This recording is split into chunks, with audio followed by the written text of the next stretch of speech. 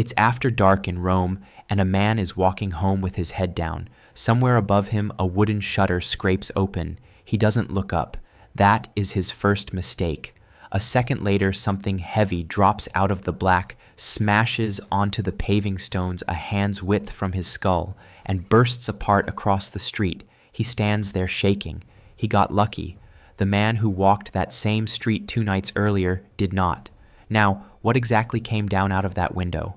Hold on to that because I'm not going to tell you yet. Here is what I will tell you. The thing most likely to kill you in ancient Rome was not a barbarian. It was not a gladiator. It was not a sword of any kind. The Romans also drank a slow poison almost every day and genuinely believed it was a treat. And the single most dangerous place in the whole city, worse than the arena, worse than the front line of the army, was the address written on your own rental agreement. By the time we're done, you'll know exactly what the number one killer was, and I'll be honest with you, it is almost certainly not the one you're picturing right now. So let's start where you already are, in the street. The first thing that would hit you, before anything physical did, is that nobody is coming to help you. Rome at its peak had around 1 million people crammed inside its walls, and for most of its history, it had no real police force walking a beat and no street lighting of any kind. Once the sun went down, the city went black. Not dim, black. There were no lamps on poles, no patrol turning the corner. If you went out at night, you went out in a group, or you went out with a hired man carrying a torch and a club, or you didn't go out at all. Decent people simply locked the door and waited for morning, because the dark belonged to other people, and those other people organized. Rome had street gangs long before any modern city did, bands of men who owned the alleys after sunset and answered to no one. So picture the layout working against you too. The streets were a tangle of narrow lanes, some of them barely wide enough for 2 people to pass, twisting between buildings that leaned in overhead until they nearly touched. The high curbs that kept filth out of doorways were easy to trip over in the dark. One badly placed step turned an ankle or dropped you into the road, and the road was its own problem. Here's a detail people never expect. Julius Caesar banned wheeled carts from the streets during daylight hours because the daytime crowds were so dense that delivery wagons brought everything to a standstill. Sounds reasonable, except it meant all the heavy hauling, all the ox carts loaded with stone and timber and amphorae moved through the city at night. So while you're trying to sleep in a ground floor room, the street outside is grinding and screeching with iron wheels on stone until dawn. The poet Juvenal complained that the noise alone could kill a man, that only the very rich, sealed inside a litter carried high above the mud, ever actually slept in Rome. And then there was the rain from above. I told you to hold on to that thing that fell from the window. Here's your answer. Romans living in upper floor apartments had no plumbing up there, no drains, no pipes carrying waste down. They had pots, and when the pot was full, the quickest solution was the window. Juvenal, again our wonderfully bitter tour guide, warns travelers that walking under those tall buildings at night, you should pray that the people up there are only emptying basins on you, because the broken pot that comes cracking down onto the pavement could just as easily land on your head. People were genuinely injured this way. Roman law eventually had to spell out who was liable when something thrown or poured from a window hurt a person below, which tells you it happened often enough to need a rule. So that's the street. Filth from above, gangs in the dark, carts in the night, no police, no light. And honestly, the street was the manageable part, because the street, at least, you could choose to avoid. You could not avoid the river. The Tiber is the reason Rome existed in the first place. It carried trade up from the coast, it gave the city fresh water, it connected Rome to its port. It was also a knife the city slept next to every single night. The Tiber flooded constantly. Roman writers were recording serious floods as far back as 414 before the Common Era, and the historian Livy describes a year, 189 before the Common Era, when the river burst its banks and drowned the flat parts of the city not once, not twice, but 12 separate times in a single year. 12. And a Roman flood was not just water. Think about where everything went. The waste from the latrines, the runoff from the streets, the contents of those upstairs pots, the dead animals, all of it drained downhill toward the low ground near the river. So when the Tiber rose, it didn't bring clean water in. It pushed all of that filth back up into the streets and the ground floor rooms and the food stores. The water would sit there warm in the low neighborhoods where the poor lived, and then it would slowly go down and leave the city coated in sludge. And right behind every big flood came sickness. The Romans didn't understand why. They just knew that after the water came, people died, which brings us to the thing that, more than gangs, more than floods, was quietly killing Romans by the thousands: disease. And here is where I have to break something to you, because almost everything you've been told about Roman cleanliness is about to flip upside down. You know the story. The Romans were the great engineers of hygiene: the aqueducts, the grand public baths, the famous sewer, the Cloaca Maxima, big enough to row a boat through, public toilets with running water underneath. We look at all of that and we assume the average Roman lived a clean, healthy life compared to the filthy centuries that came later. That is the picture in almost every textbook. A team of researchers, led by a Cambridge scientist named Piers Mitchell, decided to actually test it. They went through the archaeological record, through ancient graves and preserved sediment and, yes, fossilized human waste, looking for the eggs of intestinal parasites across Europe before, during, and after Roman rule. If the toilets and baths and sewers worked the way we assume, parasites should have dropped wherever the Romans showed up. They found the opposite. Parasites like whipworm, roundworm, and the organism that causes dysentery did not go down under Roman rule. In many places, they went up. Roman sanitation, the thing we admire most, seems to have spread the worms further, not stopped them. How is that even possible? Start with the famous baths. We picture sparkling water. The reality is that the water in a public bath was often changed rarely, heated to a comfortable warm, and shared by enormous numbers of people, including the sick, the injured, and people covered in oil and dead skin scraped off with a tool called a strigil. A warm pool that thousands of bodies pass through is not a place that kills germs. It's a place that breeds them. Roman doctors even sent sick patients to the baths to recover, which means the ill and the healthy were soaking together in the same soup. Then there's the sewage itself. The toilets did carry waste away, but the human waste pulled out of the city was frequently used to fertilize the fields that grew the city's food. So the parasites went out into the crops and came right back in on the vegetables. And one Roman delicacy may have made it worse. Garum, the fermented fish sauce the Romans put on nearly everything, was made from uncooked fish left to break down in the sun. And that is a beautiful way to move fish tapeworm from the sea onto a rich man's dinner table. The fancier your taste, the more of it you ate. If that combination of facts is making you a little uneasy, good, because I want you to feel how strange this place actually was, and we are nowhere near the worst of it yet.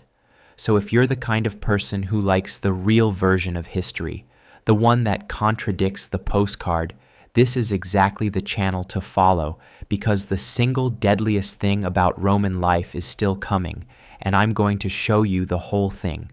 Keep that follow on. The worst killer hasn't even walked on stage. Now, let's talk about the poison they thought was sweet. The Romans loved lead. To them it was a miracle material, soft, cheap, easy to shape, and they used it everywhere. They ran their water through lead pipes, the fistulae stamped with the names of the men who made them. They cooked in lead and lead-lined pots. But the pipes and the pots are not even the scary part, because water moving through a pipe picks up less lead than you'd fear, especially hard water that coats the inside. The scary part was the wine and the food. The Romans had a sweetener they adored called sapa, also called defrutum. You made it by taking unfermented grape juice and boiling it down slowly for hours into a thick, sweet syrup. And the best vessels for boiling it, the ones that gave the nicest flavor, were made of lead. because as the juice cooked in the lead pot, it produced lead acetate, a compound that is genuinely intensely sweet. They didn't add lead by accident. They added it because it tasted good. This syrup went into wine to sweeten it and stop it from spoiling, into preserved fruit, into sauces. A heavy drinker could be swallowing a dangerous dose of lead every day and tasting only sweetness. Some Romans had a hint. Pliny the Elder, writing in the 1st century, noticed that the fumes from processing lead were harmful and that something was wrong with it. But the warning didn't change much because the alternative was bitter wine. And lead poisoning is a quiet killer. It doesn't drop you on the spot. It builds up over years, attacking the nerves, the gut, the brain. It causes pain, confusion, infertility, and slow decline, the kind of thing easy to blame on bad luck or old age when you have no idea metal is doing it. How bad was it? Modern studies have actually measured it. Researchers analyzing ancient ice cores and harbor sediment have found that lead pollution rose dramatically during the Roman period, and a 2025 study estimated that lead in the air from Roman mining and smelting was widespread enough to have raised blood lead levels across the empire, possibly enough to dull cognitive function in the general population, not just the wine drinkers in the city. People in the countryside breathing it on the wind from the silver mines, an entire civilization with a faint, steady haze of a neurotoxin in its blood, and we still haven't reached the danger that defined ordinary Roman life. For that, we have to go home, and going home in Rome meant going up. Most Romans did not live in those marble villas with the courtyard and the fountain. That was the tiny elite. The ordinary million lived in apartment blocks called insulae, which literally means islands, tall buildings of brick and timber and concrete packed wall to wall, rising 5, 6, 7, sometimes 9 stories into the sky. And these buildings were death traps in 2 directions at once. They burned and they fell. Take fire first. The city was made largely of wood inside, lit by open flame, oil lamps, and charcoal braziers, in cramped rooms stacked on top of each other, with no fire breaks between them. A single knocked-over lamp could take a whole block, and in a burning insula, your chance of living depended entirely on how poor you were, because the poor lived at the top. The rich took the ground floor, close to the door and the street. The higher you climbed, the cheaper the rent and the worse your odds. Juvenal put it darkly. If the alarm goes off downstairs, the man on the ground floor is already out in the street, while the tenant up in the attic, the last to even hear about it, is still up there among the pigeons, with nothing but the roof tiles between him and the flames. The poor literally burned from the top down. Fire was so common and so profitable that one of the richest men in Roman history built part of his fortune on it. Marcus Licinius Crassus kept a private crew of firefighters, hundreds of them. When a building caught fire, Crassus would show up with his crew and make the owner an offer to buy the burning building and the surrounding ones for almost nothing, right there while the flames climbed. Sell to me now, and I'll put out the fire. Refuse. And Crassus simply watched it burn to the ground, then bought the ash for less. That is not a legend invented later. That is how a man got rich in the greatest city on earth. And then, the collapse. Those towering apartment blocks were thrown up fast, cheap, and tall to squeeze in as much rent as possible, often by landlords who cut every corner. They were so prone to simply falling down that the Emperor Augustus had to pass a law capping their height at around 68 Roman feet, about 21 meters, after too many had crumbled. After the Great Fire under Nero, the limit was lowered again. Trajan lowered it once more. They kept having to make the buildings shorter by law because the buildings kept killing the people inside them.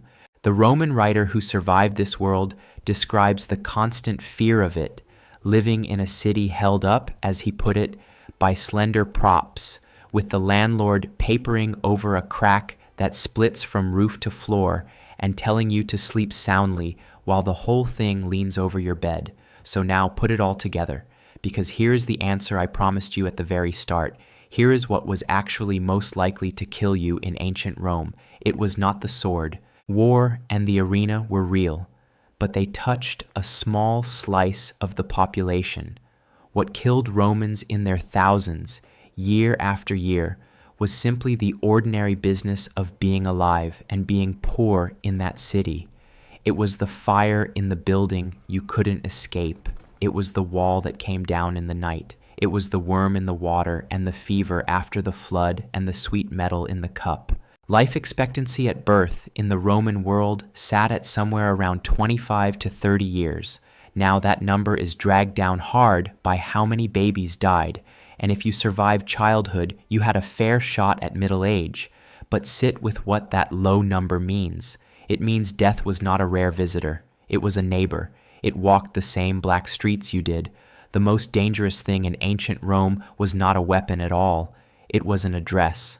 It was being one of the ordinary million, going home at night, climbing the stairs of a cracked and overpacked building, in the dark, with no one coming to help, hoping the floor held and the lamp didn't tip, and the man in the window above had decent aim. Which brings us back to that man we started with, the one walking home with his head down, the thing bursting on the stones beside him. You know now what came out of that window. You know now that the pot was almost the least of his problems. The real danger was everything he was walking home to. And he walked home anyway, the way a million of them did, every single night, in the most powerful city the world had ever built. So here's the question I'll leave you with. We look back at Rome, and we see the marble, and the legions, and the empire. They looked around and saw the fire, the flood, and the crack in the ceiling. Makes you wonder what people 1,000 years from now will think was perfectly safe about our lives and shake their heads the way we just shook ours at theirs.